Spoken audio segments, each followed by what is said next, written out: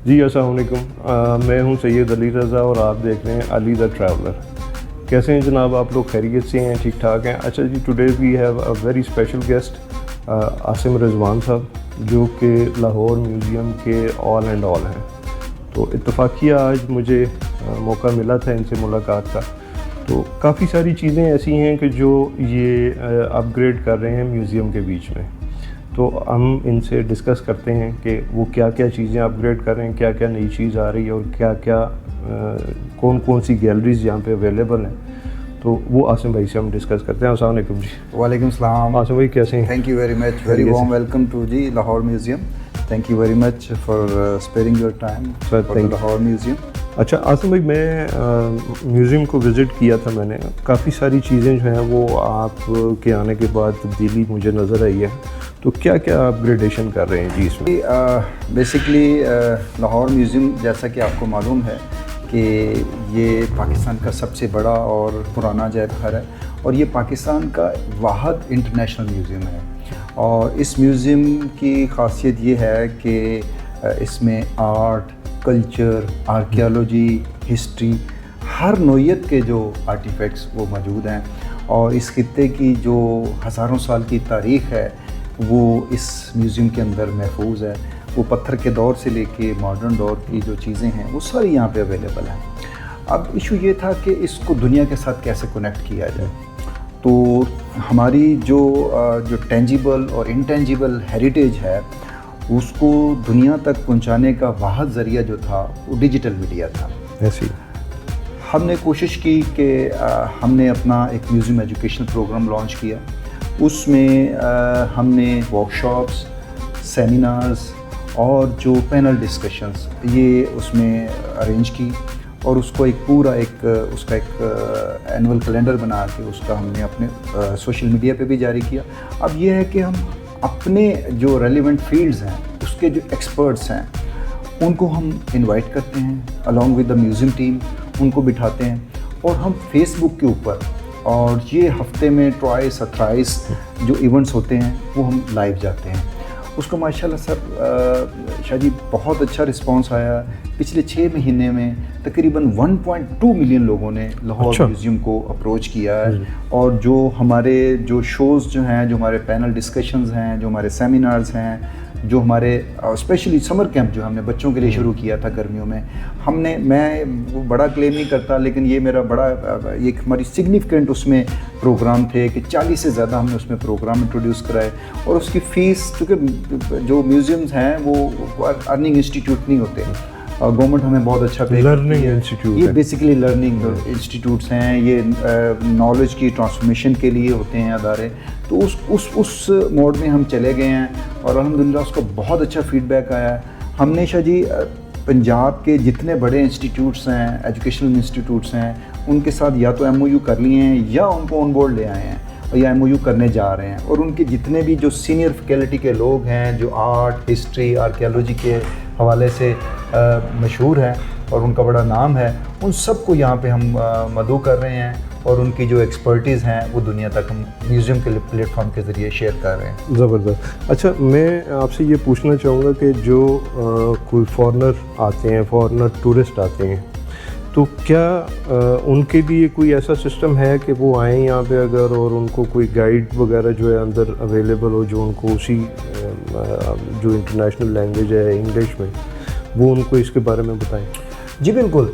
उसमें लाहौर म्यूज़ियम के ने जो पिछले साल से एक इनिशिएटिव लिया है, हमने एक तो रूटीन में हमारा एक ये SOP है कि जो भी फॉरेनर्स आता है, क्योंकि वो आम लोगों से ज़्यादा पे करके आता है, ऑलमोस्ट 1000 रुपये हमारी टिकट है जी फॉरेनर्स के लिए। तो जो भी आता है, हमने वर्ल्ड बैंक का एक प्रोजेक्ट है Punjab tourism economic growth project, उसके ज़रिए हमने म्यूज़ियम एजुकेटर्स हायर किए हुए हैं। उन्होंने हायर किए हैं, हमें दिए हुए हैं। वो they are all MPhil PhD scholars और हिस्ट्री और आर्कियोलॉजी उनका सब्जेक्ट है। वो हमने उनको हायर किया, उनको ट्रेन किया अब मेरा नहीं ख्याल म्यूज़ियम में कोई बंदा unattended specially foreigner museum visit किए बगैर जा सकता है, और माशाल्लाह उसका भी बहुत अच्छा फीडबैक आ रहा है। उसके साथ हमने पेड गाइडेड टूर शुरू करवाया है। अच्छा। कि अगर कोई ग्रुप की शक्ल में आ रहा है, लोकल या फॉरेनर्स, तो वो 300 रुपये से शुरू होता है और 12,000 रुपये तक जाता है। जितना बड़ा ग्रुप होगा उस हिसाब से हम उनसे चार्ज करते हैं।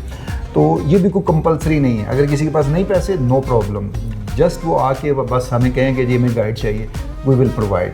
सो हमने दोनों तरह की, अगर किसी ने अपनी फ़िक्स करना टाइम तो हमसे ऑनलाइन हमारे साथ कमिट करके, लाहौर म्यूज़ियम उनके साथ कमिटमेंट करता है तो वो उनको सर्विस प्रोवाइड करता है। इसके अलावा जो एक बहुत बड़ा एक म्यूज़ियम की तारीख में काम होने जा रहा है, लाहौर म्यूज़ियम की डिजिटाइजेशन, जी, this is the most important thing, कि म्यूज़ियम का हर ऑब्जेक्ट जो है वो डिजिटाइज हो रहा है। और एंड ऑफ दिस ईयर और first quarter of the next year पूरा म्यूज़ियम ना सिर्फ डिजिटाइज होगा बल्कि डिजिटल क्यूरेट भी किया जाएगा। अच्छा, कि ज़बरदस्त। आप आए हैं, आपने आके वहाँ पे किसी चीज़ के बारे में आपने जानकारी करनी है तो आप उसको, वहाँ पे टैब लगा होगा, वहाँ पे वो मैंने देखा है कुछ जगह पे आपने QR कोड्स लगाए हुए हैं। वो तो अभी हमने टेम्परेरी तौर पर लगाए हैं। वो हम उसको एक पूरी प्लानिंग के साथ उसको डिस्प्ले करने जा रहे हैं। तो इंशाल्लाह museum will be entirely change in. अच्छा, एक चीज़ ही मैं आपके नॉलेज में ले आऊँ कि किसी भी इदारे में कोई सरबराह इस टाइप का हो कि जो इनिशिएटिव लेना चाहता हो उस इदारे की तरक्की के लिए, तो आसिम साहब और इनके जो सुपीरियर्स हैं वो सारे के सारे इसमें बड़े एक्टिवली एंगेज्ड हैं। एक नई चीज़ इन्होंने वो बनाने जा रहे हैं जी, जिसमें जो है ये एक स्टूडियो डेवलप कर रहे हैं और उसमें जो है वो फिर ये वीकली या हो सकता है कि अल्टरनेट डे के ऊपर ये कोई ना कोई प्रोग्राम जो है वो करें। आसिम भाई थोड़ा सा उस स्टूडियो के बारे में बताएंगे वो क्या है? देखिए, अब जैसे कि हमारी शुरू में बात हुई थी कि दुनिया बदल गई है। अब जो डिजिटाइजेशन का अब डिजिटल दौर है, तो हमने प्लान किया, हमारे जो फॉर्मर डायरेक्टर थे मोहम्मद उस्मान, उनका म्यूज़ियम की ये सारे प्रोग्राम में बहुत बड़ा कंट्रीब्यूशन है। उसके बाद मौजूदा जो हमारी डायरेक्टर हैं Nabila Irfan, she did excellent job. जो चीज़ें एक चल रही थी उनको मज़ीद बेहतर किया। अब हमने उसमें एक वैल्यू एडिशन किया है कि हम उसका म्यूज़ियम का जो एक अपना स्टूडियो लॉन्च करने जा रहे हैं। उस स्टूडियो का मकसद ये होगा कि इस खित्ते को दूसरे खित्तों से जोड़ना, दुनिया के दूसरे हिस्सों के साथ जोड़ना। चूँकि ग्लोब बन गई दुनिया, तो उसमें यह है कि हम Smithsonian museum, Victoria and Albert museum, Beijing museum, Seoul museum, इन सब म्यूज़ियम के साथ हम अपने राब्ते बढ़ा रहे हैं, ताकि उनको ऑन बोर्ड करके इस स्टूडियो के ज़रिए अपनी जो हमारा जो हेरिटेज है उनको बताया जाए और उनके हेरिटेज के बारे में हमारे लोगों को जानकारी हो सके। तो उसमें हम प्रोग्राम रिकॉर्ड करेंगे। उसके लिए हमने अपना जो ADP में एक पूरा प्रोजेक्ट रख दिया है, उसमें HR हायर कर रहे हैं और उसमें पूरी एक टीम होगी जो मोस्टली हम इनको अगर लाइव की ज़रूरत पड़ी तो लाइव भी जा सकेंगे। और इंशाल्लाह नियर फ्यूचर जो है वो हमने चीफ सेक्रेटरी साहब ने कहा था मैं खुद आऊँगा, तो इंशाल्लाह चूँकि चीफ सेक्रेटरी हमारे चेयरमैन हैं तो वो इंशाल्लाह उसका इफ्तिताह करेंगे। तो मेरा ख्याल अगले 2-4 हफ्तों में इंशाल्लाह we will be able to launch. ज़बरदस्त। लास्ट क्वेश्चन आसिम भाई आपसे मैं पूछना चाहूँगा कि मुझे पता चला था कि आप कोई लैंग्वेजेस के कोर्सेज भी कंडक्ट करवाना चाह रहे हैं, वो क्या है? जी शरीफ, देखें, म्यूज़ियम के पास पूरी दुनिया से लोग आते हैं और यहाँ पे गो कि हम उसको डिजिटल सारा डिजिटाइजेशन में जो शिफ्ट कर रहे हैं उसमें लैंग्वेजेस भी आ जाएंगी। तो हमारे पास चूँकि फॉरेनर्स जो डिप्लोमेट्स हैं वो फ्रीक्वेंट विज़िट करते हैं, तो हमने उनके साथ नेगोशिएशन की है। तो बग़ैर किसी वो हमसे चार्ज किए बग़ैर वो चाइनीज़ कौंसल जनरल साहब ने कहा है, कमिट किया है कि वो अपना एक बंदा देंगे जो यहाँ पे हमें एजुकेट करेंगे अबाउट चाइनीज़। एक हमने ईरानी कौंसल जनरल से रिक्वेस्ट की थी, तो उन्होंने कहा कि बल्कि DG ईरानी कौंसल जनरल उन्होंने कहा कि मेरी साहबजादी जो है वो ख़ुद आपको यहाँ पे पढ़ाया करेगी। अच्छा, पर्शियन जो है। इसके साथ जो है फ़्रेंच एम्बेसी ने भी हमसे कमिट किया है कि वो अपना एक बंदा डेडिकेट करेंगे जो फ़्रेंच लैंग्वेज। और ये सारी जो है ये सिर्फ इसकी रजिस्ट्रेशन होगी, we will not charge anything. ये हमारा जो हम इसका प्रोग्राम हमारे सोशल मीडिया पे इसको मार्केट करेंगे इसको, और इसका मकसद यही है कि लोगों को जितनी भी, चूँकि यंगस्टर्स को जितनी भी लैंग्वेज वो सीख सकें, जी। उनको आनी चाहिए, दुनिया में जाएं। कल्चरल एक्सचेंज के लिए लैंग्वेज का आना बड़ा ज़रूरी बड़ा है। इंपॉर्टेंट है, बड़ा ही इंपॉर्टेंट है हर लिहाज से। अगर आप बाहर जाएं तो आपको थोड़ी सी वेल वर्ड्स हों उस लैंग्वेज के बारे में, तो आपके लिए बड़ी आसानियाँ पैदा होती हैं। अच्छा आसिम भाई, अली द ट्रैवलर के प्लेटफॉर्म से अगर आप लाहौर म्यूज़ियम की तरफ से कोई पब्लिक को कोई मैसेज देना चाह रहे हैं तो वो कैमरे में देख के आप ज़रा। जी, मेरी बस यही गुजारिश होगी कि पाकिस्तान जो सकाफ़ती विरसे से माला माल है, इस विरसे से आप अपना लगाव बढ़ाएं, अपने बच्चों को लेके आएं और इवन बड़ों को भी लेके आएं। और लाहौर म्यूज़ियम नहीं सिर्फ, बल्कि पूरा लाहौर और पूरा पंजाब एक्सप्लोर करें। और ये जो लर्निंग है ये बड़ी बेमिसाल होती है और इसका जो आउटपुट है आपकी अपनी नस्लों पे आएगा इसका। बहुत शुक्रिया। अच्छा जी, अब बड़ी मुफस्सल गुफ्तगू हुई आसिम भाई के साथ, और अली द ट्रैवलर देखते रहें और इसी तरह की मज़ीद वीडियोस भी जो हैं वो हम आपके साथ शेयर करेंगे। एक आसिम भाई से मैं रिक्वेस्ट करूँगा कि किस तरह से वो टूर गाइड जो है वो आपको म्यूज़ियम का विज़िट करवाता है, वो छोटा सा एक ग्लिम्प हम रिकॉर्ड करते हैं, वो भी इसमें हम ऐड ऑन करेंगे जी। देखते रहें अली द ट्रैवलर।